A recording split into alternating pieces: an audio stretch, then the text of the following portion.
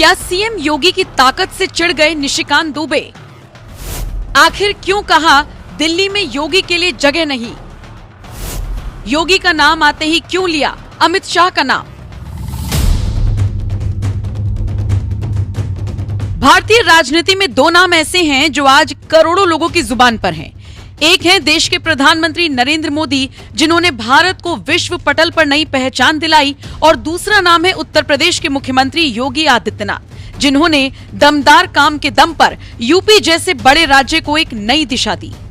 बात चाहे कानून व्यवस्था में सुधार की हो, विकास की हो, योजनाओं को धरातल पर उतारने की हो, या फिर हिंदुत्व की राजनीति को एक नया आयाम देने की हो, हर मामले में योगी सरकार सबसे आगे नजर आई। यही वजह है कि जनता भी पीएम मोदी के बाद सीएम योगी को ही देश का अगला प्रधानमंत्री बनते हुए देखना चाहती है। लेकिन लगता है बीजेपी के तेज तर्रार सांसद निशिकांत दुबे नहीं चाहते कि सीएम योगी देश के प्रधानमंत्री बने। शायद इसीलिए योगी का नाम आते ही उन्होंने दो टूक कह दिया कि दिल्ली में जगह खाली नहीं है।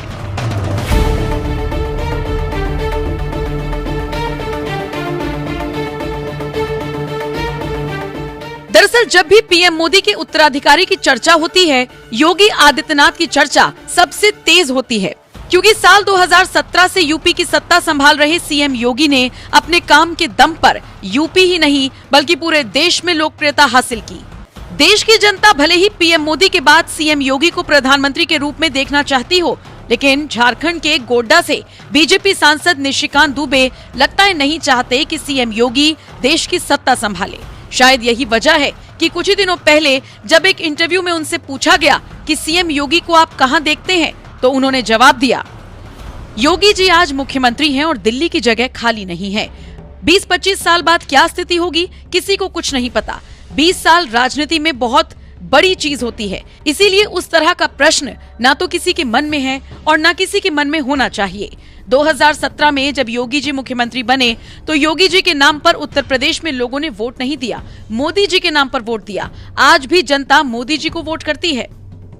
जब निशिकांत दुबे से कहा गया कि सीएम योगी को तो जनता पसंद कर रही है, इस पर तुरंत सांसद निशिकांत दुबे ने बीजेपी शासित राज्यों के मुख्यमंत्रियों का नाम गिनाते हुए कहा, पसंद तो कई लोग आ रहे हैं, पसंद तो हिमंता बिस्वा शर्मा, देवेंद्र फडणवीस भी आ रहे हैं।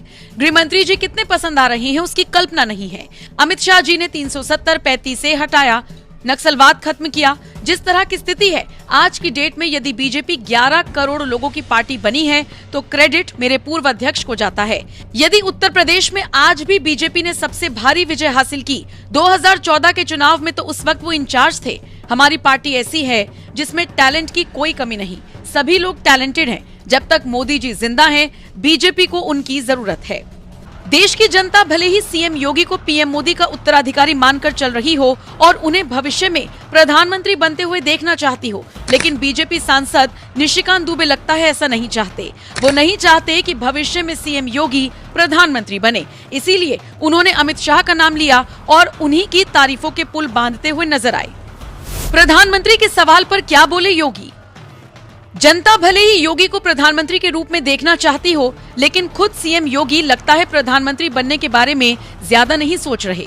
इसीलिए कुछ ही महीनों पहले दिए गए एक इंटरव्यू में उन्होंने कहा था कि मैं उत्तर प्रदेश का मुख्यमंत्री हूँ, उत्तर प्रदेश की जनता के लिए पार्टी ने मुझे यहाँ लगाया है।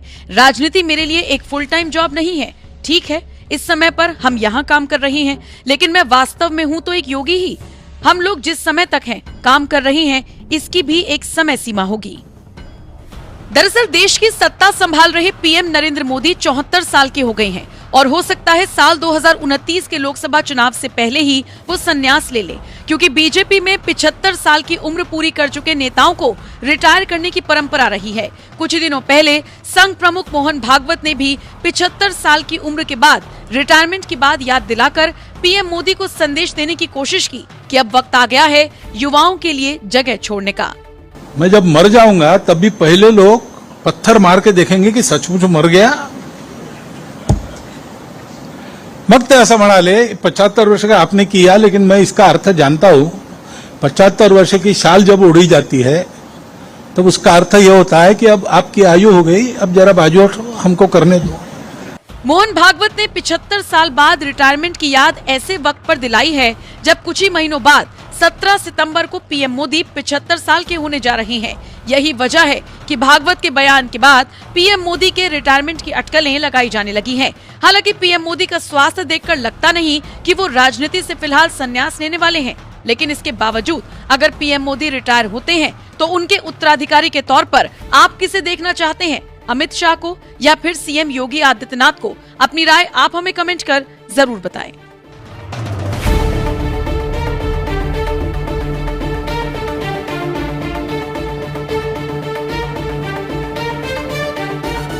अगर आप ये खबर फेसबुक पर देख रहे हैं तो वीडियो को लाइक करके पेज को फॉलो करें। इसके अलावा अगर आप इस खबर से यूट्यूब के जरिए जुड़े हैं तो चैनल को सब्सक्राइब करके बेल आइकन दबाना बिल्कुल ना भूलें। नमस्कार।